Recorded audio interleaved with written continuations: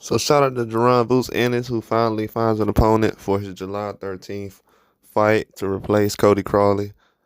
The fight will be on the Zone in Philadelphia. It's gonna be a huge match, man. The opponent he's found is David Avanesyan. He is a fighter that some fans are familiar with. He was the guy who fought Terrence Crawford after he left ESPN. He fought him on BLK Prime, an independent American-based app. And from what I've seen lately, especially when the fight got announced for around this time, we felt like Cody Crowley would probably make it in the ring. A lot of people didn't feel like that. And at this time right now, we got David Avanesyan to kind of replace him. I'm gonna tell you guys why this is interesting to see. And not this doesn't have anything to do with Jaron Ennis. I'm a fan of Jaron Ennis for years. I've been a fan of Jaron Ennis for a long time before he even got with PBC. I've been a fan of him. But what I will continue to be a fan of him. I feel like he does excellent work. He's a great personality. He doesn't brag and boast. He proves that you don't have to yell and scream to the sky or disrespect other fighters to promote yourself and be at that same level. Now, if you look at Jaron Ennis, we look at Jaron Ennis as a star, possibly a superstar. He's a star in boxing. He's one of the big names that a lot of fans who's not even from America, they like to throw his name around. Fans who don't have any kind of business in the 147 division, they're concerned with what Jaron Ennis is doing. And for some odd reason, I'm gonna tell you why this is an odd reason. And I have to do this. I mean, people try to conquer and divide all the time, so I like to do the reverse effect of that. Why are people?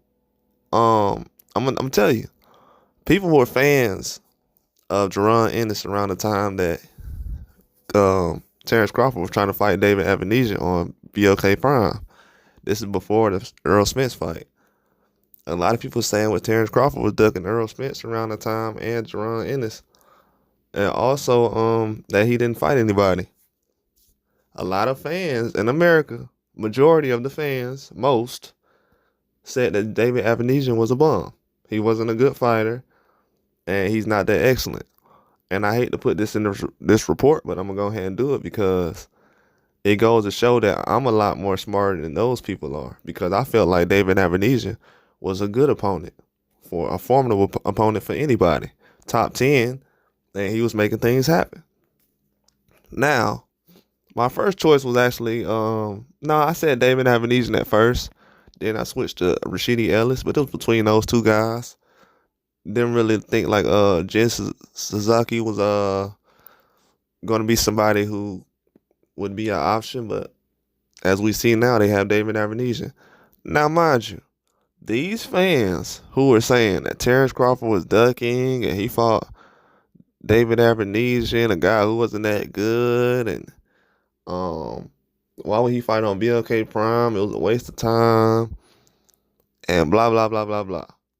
So my question is, are fans going to be excited about a fight, another fight that they was talking about, another fighter having? So let me tell y'all this: when other fighters fight guys like David Avanesyan, I'm not gonna name other people, but I can.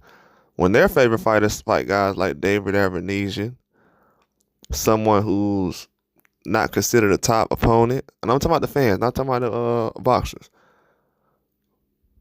Are we gonna start? I'm telling y'all, this year is gonna prove that guys are really playing favorites. The fans are playing favorites. You've been saying we have Jaron Ennis fans that have been saying Terrence Crawford has a bum resume. He don't fight nobody. He just fight bums. David Avanesyan was a bum. BLK Prime was a joke. It was a waste of time. Boxers were saying the same thing. That was like, oh, well, what about the BLK Prime and all this other stuff? Now we have a top opponent that just went to the Zone, who's fighting the guy who's on BLK Prime with Terrence Crawford.